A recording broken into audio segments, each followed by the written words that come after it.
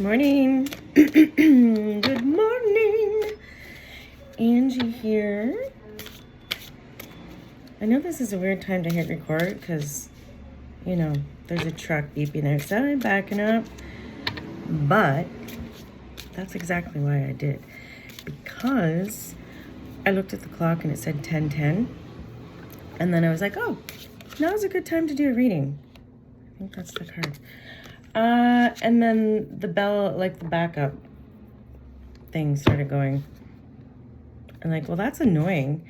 But then also it's kind of confirmation too. So sometimes confirmations are annoying. I got a big one yesterday during a reading. And we were both left speechless. I drew one card. And friend, if you're watching, yeah, that blew my mind too. So anyhow, one card and we were both left speechless. I didn't draw another card. So, and then literally had no words because Spirit just spoke to us both and no other words were meant. Anyhow, that's not the purpose of this reading, but this card is security in good hands. Somebody needs to feel, and I'm just looking directly at the mantra here, childlike, I seek and find human and heavenly sanctuary. It carries me, cares for me, and lovingly enfolds me. Wow, that's a very comforting reading. It's actually a mudra, and we're gonna put our hands in this position. So it looks like, these are kind of fun to figure out sometimes, it makes you think. So yeah, like that. I tuck that thumb in there more. So I've had broken wrists, kind of a mess. But anyhow, I'm doing that pretty good, I think. Can you guys see that? You tuck your thumb under your finger that's beside your pinky. And then everything else goes up in the air. Okay, and then what are we gonna do? So this means security in good hands. Kind of funny hands, but. All right, laughter is medicine, the best one, right? I'm gonna read the whole thing as we're continuing to hold this. This mudra is good for the kidneys and has a warming and calming effect. Let us seek security and company when we need it, like a child. We can find this with people who are still with us or with those who are already in the next world. With higher beings, spiritual teachers, and holy ones. Perhaps it helps to place images or things in a special place. A fragrant bath can also be a refuge and give us warmth. You can imagine lying in a luxurious bath and let yourself be embraced and caressed by the warm, soft water. All right, say it with me if you're doing this.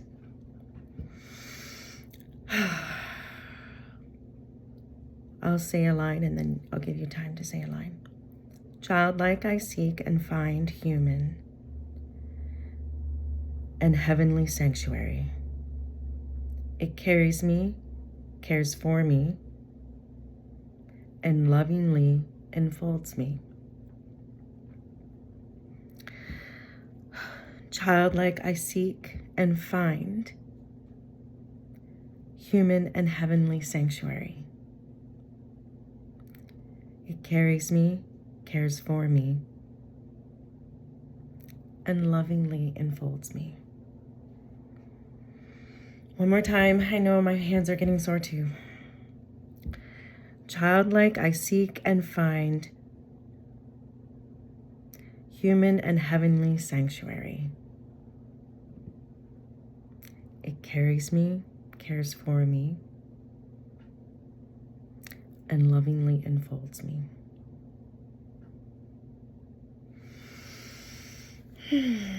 Now, I have arthritis in both hands on my fingers, so if I can do that, hopefully you could too, if, you know, you've got your appendages and they're not broken.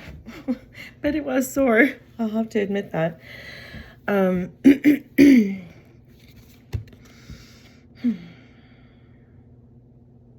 You know, this card makes me feel very open, vulnerable, and soft in a time when I really have felt angry and bitter and frustrated, deeply sad and wounded for situational things, which are completely reasonable, but also for oh gosh, deeply held spiritual and relational and generational pains and understandings, holding wisdom in a collective neighborhood, government, country, city, whatever, people. It's heavy. It gets heavy.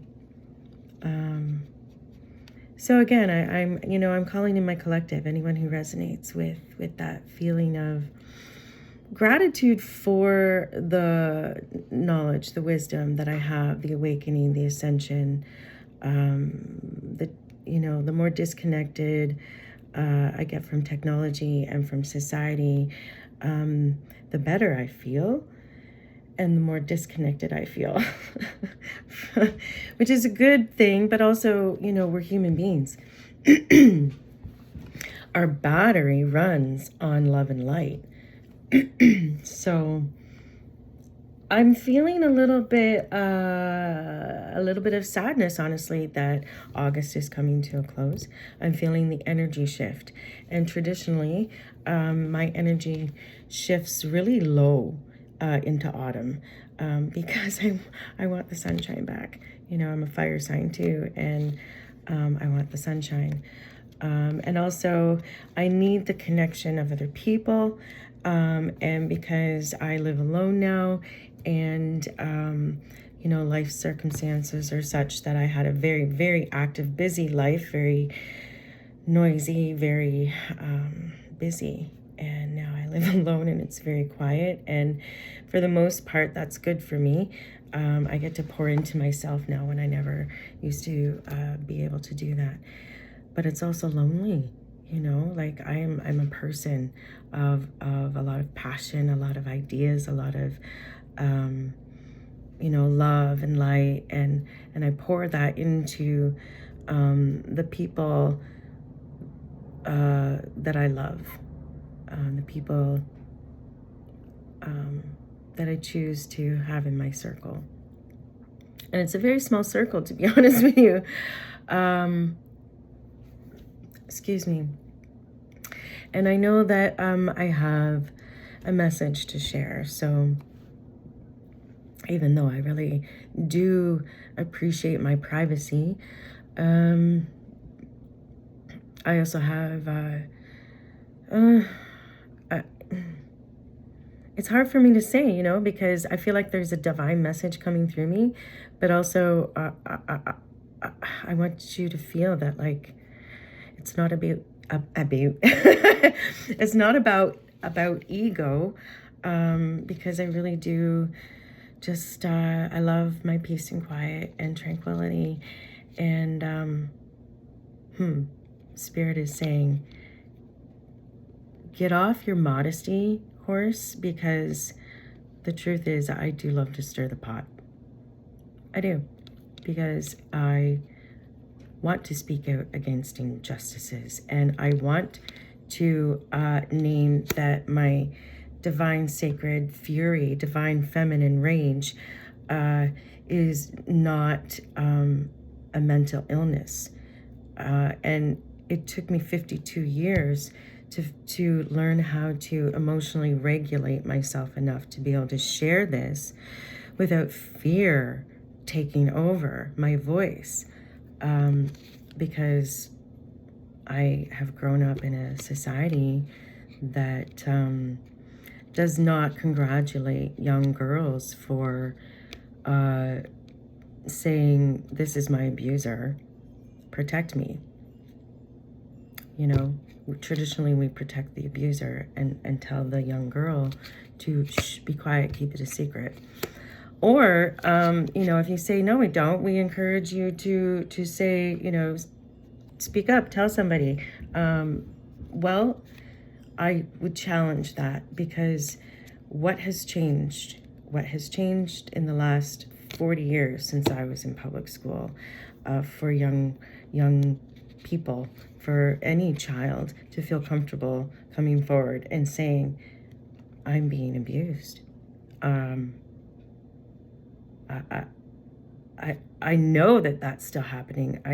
I know that the children are still being abused and have nowhere to go to safely say, I'm being abused, where the adult will actively be able to do something, to know how to respond and to actually protect them. Because frankly, I don't even like that word, but you know, the truth is the systems protect the systems. The systems serve the systems, and everyone feels pretty much paralyzed to actually affect safety and change. We're strangled by systems that want to keep us strangled, to keep the 1% in the 1%, because that's where the money and power is. I'm not saying anything new, right? Like, this is not new information. We just feel powerless about it. And that's a decision, quite frankly, too. Again, I'm using that word. Why? That's a decision, because we need to collectively, if we collectively decide, and not even everyone has to, 35% of us decide, well, I'm going to say 35 to 40 because I want more than 25. If we just collectively decide to do something, what is anybody going to do about it? Really?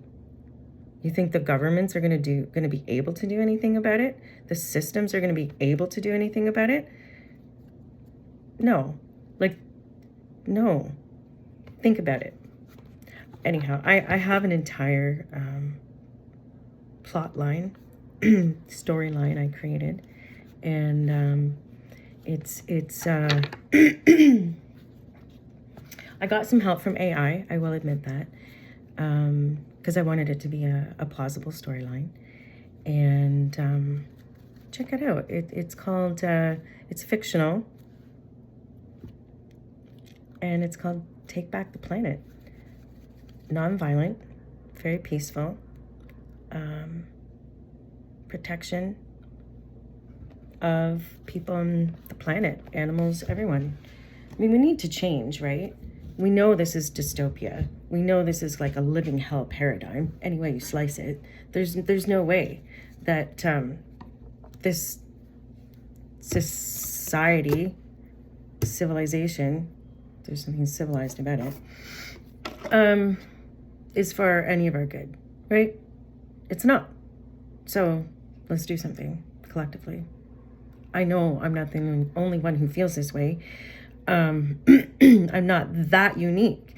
I may be unique in other ways, in like my belief in change. I've changed so much over my life. It's the only thing I really believe in. We have to change. We have to make the individual mental changes and heart changes and spiritual awakening changes in our own selves, to make effective change. So, you know, Michael Jackson's song is coming to mind. If you want to make the world a better place, look at yourself and make that change. Man in the mirror. Anyhow, yeah.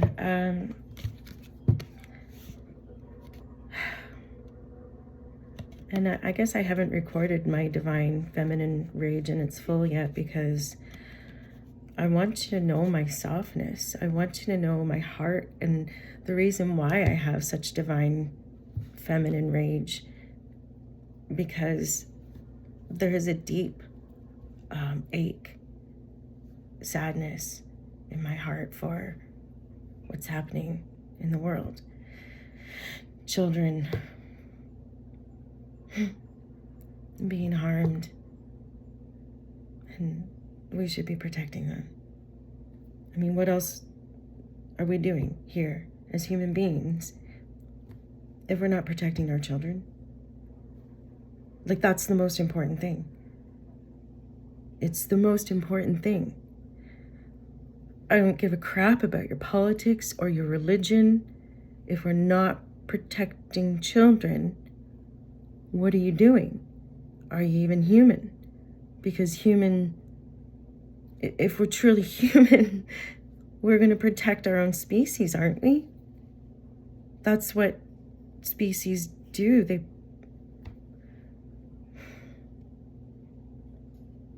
It hurts that egos protect their egos instead of what's really important. And that's what it comes down to. I don't care about the current technology. I don't care about the education systems that are really just systems to dumb you down. NASA did a study. The longer you're in the education system, the public education system, the dumber you get. Everyone scores as a genius as children. Their creative potential, their curiosity, their ability to just do and play. Play is the most imaginative thing that you can do. And what do? We tell them to stop playing, sit down, and pay attention. Bad. Just bad. Dumb. Stupid. Really. Because we're plugging them in to systems that are just dumbing them down. And then, like, sending them home to stressed out parents. And sending them to school to stressed out teachers. That's not good for us. What kind of society is that going to build? Oh yeah, robots. People who just will hear a bell and know it's time for break. Hear a bell and know it's time to go to work. Hear a bell, know it's time to get up in the morning. Hear a bell and know it's time to eat. We're supposed to hear birds that inform our nervous system that it's safe and beautiful. We need to eat food that comes from Gaia, because we are made of dust. Kind of doesn't matter where the dust comes from, quite honestly, where the earth comes from, because we come from the earth. Beyond that, connect with your own self. Sacranosis is the thing. It's sacred inner knowing. I didn't have to be taught that killing somebody's bad.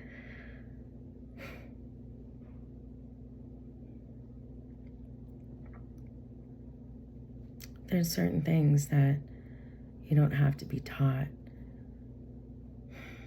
to know that it's true. And even without the power to affect the change globally, I can still hang on to, even as a child, I hung on to what was right. Even when I did have the power and the idea to harm, out of protection even, my soul wouldn't let me. So I truly don't feel like war, physical violence, is the answer to affect change for peace. You know, fight by the sword, die by the sword kind of thing. So yeah, you're going to see me angry. I'm going to keep posting, and I'm going to get furious, and you're going to see it, and you're going to see me cry. And those are all divine, sacred emotions for things that just shouldn't be happening. And we know this. But then we medicate and sedate the divine rage, call it mental health problems. It's a miracle that I'm alive, that I can even talk like this, you know. I had to heal on my own because I was completely misunderstood, and I wasn't going to take their reasoning for why I was angry and why I felt broken and why I was raging. I didn't need medication. I needed compassionate understanding. Gabor Mate will say that even today. And he's a very well-respected, psychologist, psychiatrist. Sorry if I got that wrong. But anyhow, in his field, he's very well-respected. And, you know, sadly, it takes a professional to stand up and say, hey, we're getting it wrong. But as a woman and as a girl growing up, I always knew that. I always felt like you guys are missing the fucking point. Where is the compassion? Where's the love? Where's the understanding? Where's the connection? You know, if we truly care, why aren't we showing that we care? Do we care about people, or do we care about systems? Do we care about people, or do we care about our egos? Do we care about people, or do we care about materialism, capitalism?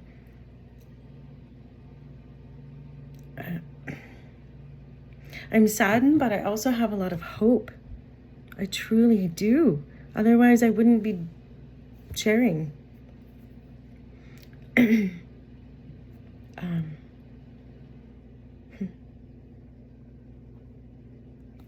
need to draw another card because I'm just feeling like I need to pick me up. I need to lift the energy. Let's see what angels, what angels are with us today. My guides, my guardians, my sponsor who just passed, who's now on my spirit team. Love you so much. And divine masculine, divine feminine. Here's one. Energies. Gaia. Ancestors. Alright, so when I said ancestors, Bethany came out. And I don't think of these as actual names of angels. Okay, this is the energy that's coming through. When you take excellent care of yourself, everybody benefits. Give yourself a relaxing treat today, such as a massage, sea salt bath, or pedicure. Well, I'm really feeling a lot of like self-care coming through. Be gentle with yourself. The previous card was, came through as like pampering yourself. Where else did I read that?